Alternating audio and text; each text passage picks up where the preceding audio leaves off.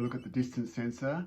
It's a really common sensor when you look at just about any robotics kit, and it's really useful because it can detect when things are at a close distance. Okay, so you can make a robot that reacts to when it gets close to something. And these particular ones they're also called ultrasonic sensors, because if you Google the word ultrasonic, you'll find out that it is a very high-pitched sound. They shoot out a very high-pitched sound, and that bounces off something and goes back in there. And obviously, the quicker it gets back in there, the closer it detects it is. So it can actually work out distances based on how quickly the sound gets back in there. And that's why it's called an ultrasonic sensor. And Lego have used these in lots of their robotics kits way back to when NXTs were first invented, and EV3s.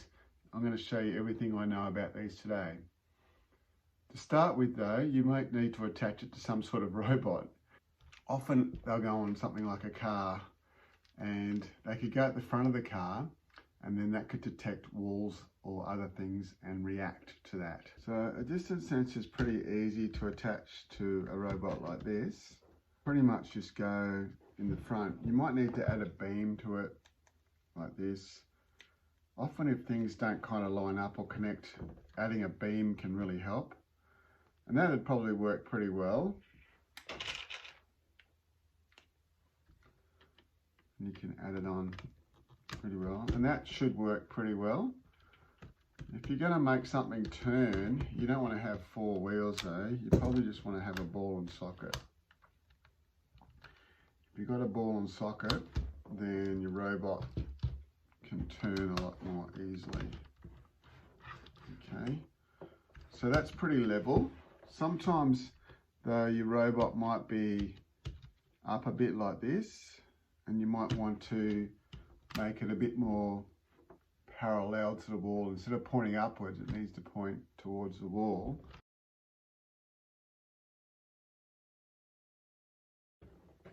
Putting that on there is not really ideal because it's pointing upwards too much. So you can level it out by using pieces like this. Okay, so if you have a couple of those, I've just used the blue bent piece and put a little plug in the end, a little pin with the cross axle in there, like that. If you put that like this, and here another one, then it'll level things out a bit. So you could just put it on like this, and now that's kind of facing the wall on a lot more parallel kind of way, and you'll get better readings.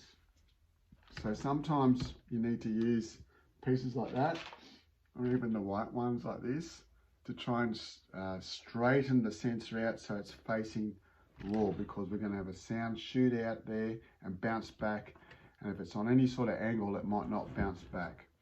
You can plug it into any port. For my example here, I'm just going to plug it into port A. But interestingly, when you connect, I'm just going to connect this now, on your device, whether it's a computer or a tablet, you can actually see a reading for how close the sensor is. You can see up here now that it's detecting something about 62 centimeters away. If you click on this icon here, you can see that my sensor's plugged into A, and there's something 62 centimeters away. Now if I use my hand, you can see that that value changes the closer my hand is, and it can detect up to about 4 centimeters away. You can use inches if you like. It detects anywhere between 4 centimeters to 200 centimeters, like 2 meters, or 79 inches apparently. But 4 centimeters is the closest you can get.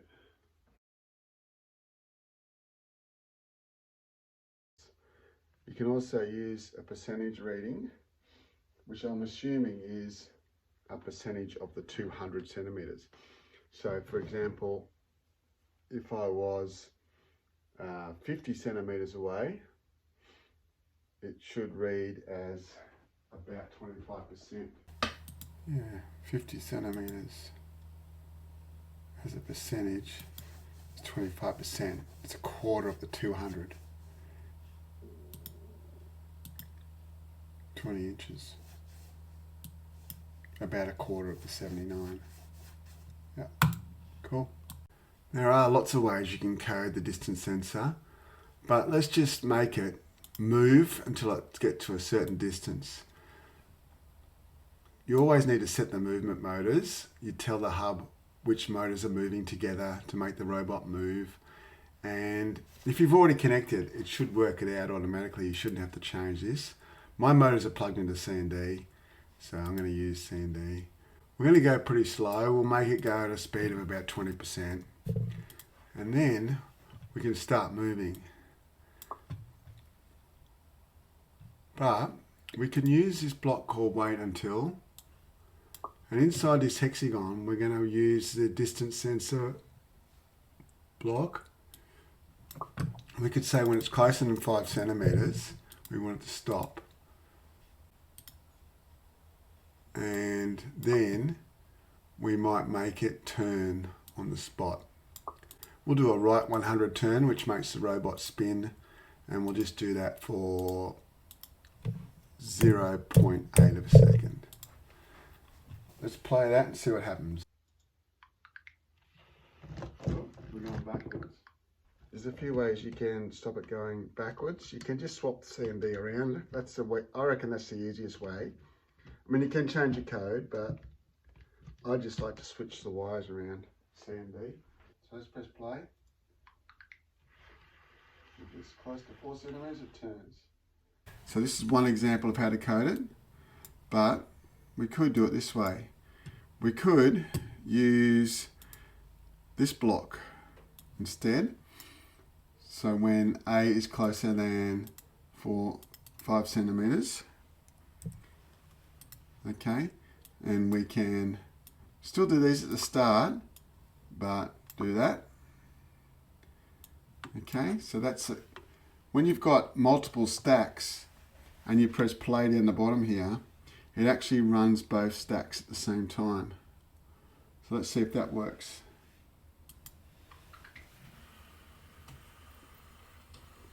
Okay, worked exactly the same, but a completely different coding. Okay, there's another way you can do this too. You can get rid of that and you can use when. And inside here, we can use that block we used before and make it say when it's closer than 5 centimeters, stop moving and move right. So there's lots of ways you can do it. Start it. So there's probably even more ways you can code it to do exactly the same thing. And that's the thing about coding, there's always more than one way to do it, isn't there? And sometimes you want it to do something forever or continually see a wall and then turn or something. So that's where you might use an if then else statement. So inside this hexagon, we're going to put this block again. If it sees a wall, it's going to stop moving and turn right. And if it doesn't see the wall, it's going to just start moving again. And then if you want it to keep doing it over and over again, we're going to use the forever loop. So I'm going to put that on the outside of the if then else. So it's like this. Okay, so it'll keep going forever. It'll keep moving and turning whenever it sees a wall. So I'm just going to surround it with walls. I'm going to put a wall here. I'm going to put a wall here. And just put a wall in front of the camera there. See if that works.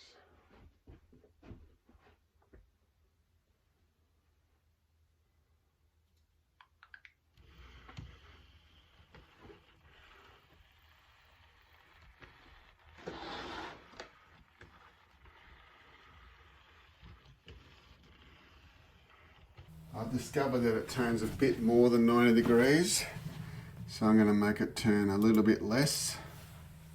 That goes.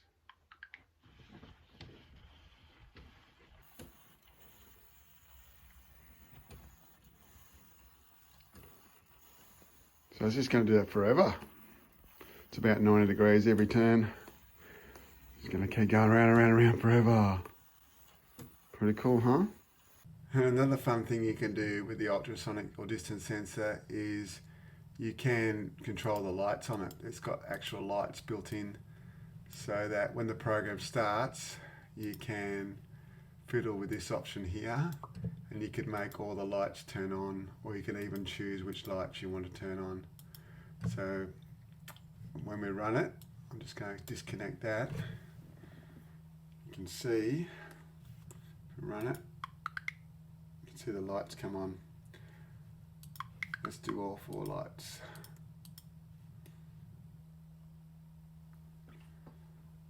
So when we run the code, the lights come on. Pretty cool. Or you can just turn off maybe one side. Let's go. Awesome. So you could make it blink or wink. Pretty cool stuff. Hope you learned something about ultrasonic sensors. Check out this video if you want to learn how I use them in racing cars, and this one if you want to learn how I use them in a maze.